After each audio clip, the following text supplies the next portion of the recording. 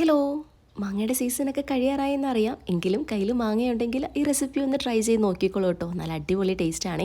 ഇതിൽ ഏറ്റവും ബെസ്റ്റ് ഇതുപോലത്തെ നാട്ടുമാങ്ങയാണ്. മാങ്ങയുടെ കറുത്ത തൊലിയുടെ ഭാഗമൊക്കെ ഉണ്ടെങ്കിൽ അതൊന്ന് കട്ട് ചെയ്ത് കളഞ്ഞിട്ട് ബാക്കി മാങ്ങ ഇതുപോലെ കഷ്ണങ്ങളാക്കി എടുക്കുക. മാങ്ങയുടെ അണ്ടി ഉപയോഗിക്കുക കേട്ടോ. ഇനി ഈ മാമ്പഴം ഒന്ന് വേവിച്ചെടുക്കണം. അതിലേക്ക് അല്പം മഞ്ഞൾപ്പൊടിയും മുളക് പൊടിയും ഉപ്പും ആവശ്യത്തിന് വെള്ളവും കൂടി ചേർത്തിട്ട് മാമ്പഴം ഒന്ന് വേവിക്കാൻ വേണ്ടിയിട്ട് വെക്കാമേ. മാമ്പഴം വെന്ത് വെള്ളമൊക്കെ ഒന്ന് പറ്റി വരുമ്പോൾ ഇതിലേക്ക് മധുരത്തിന് ആവശ്യമായിട്ടുള്ള ശർക്കര ചേകിയതും കൂടെ ആഡ് ചെയ്ത് കൊടുക്കണേ. എൻ്റെ നല്ല മധുരമുള്ള മാമ്പഴമായിരുന്നു, അതുകൊണ്ട് കുറച്ച് ശർക്കര ഞാൻ ചേർത്ത് കൊടുത്തിട്ടുള്ളൂ കേട്ടോ. ഇനി ഒരു അരപ്പ് റെഡിയാക്കി എടുക്കണം. അതിന് വേണ്ടിയിട്ട് മിക്സിയുടെ ജാറിലേക്ക് അല്പം ജീരകം, 2 പച്ചമുളക്, അരമുറി തേങ്ങ ഇതെല്ലാം ഒന്ന് നന്നായിട്ട് ഇതുപോലെ ഒന്ന് ഒതുക്കി എടുക്കണേ. എന്നിട്ട് അതിലേക്ക് 1 ടീസ്പൂൺ കടുകൂടെ ചേർത്ത് ഒന്ന് ജസ്റ്റ് കറക്കി എടുത്തിട്ട് ആ അരപ്പ് നമ്മുടെ ഈ മാമ്പഴം വെന്തതിലേക്ക് ആഡ് ചെയ്ത് കൊടുക്കണം. ഇനി ഒരു താളിപ്പൂടി റെഡിയാക്കി എടുത്തു കഴിഞ്ഞാൽ നമ്മുടെ പണി കഴിഞ്ഞു കേട്ടോ. താളിപ്പ് റെഡിയാക്കാൻ പിന്നെ ആർക്കും പറഞ്ഞു തരേണ്ട ആവശ്യമൊന്നുമില്ലല്ലോ. ഇനി അതോടെ നമ്മുടെ ഈ മാമ്പഴ കറിയിലേക്ക് ആഡ് ചെയ്ത് കൊടുക്കണം. നല്ല അടിപൊളി ടേസ്റ്റി ആയിട്ടുള്ള മാമ്പഴ പച്ചടി റെഡി ആയിട്ടോ.